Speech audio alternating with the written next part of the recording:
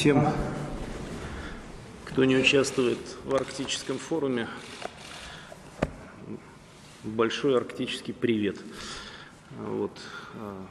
Но это не значит, что на заседание правительства нужно опаздывать, Александр Николаевич.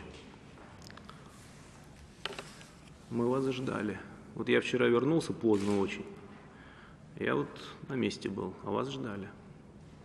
Нехорошо. Да, будильник себе ставьте в разные места.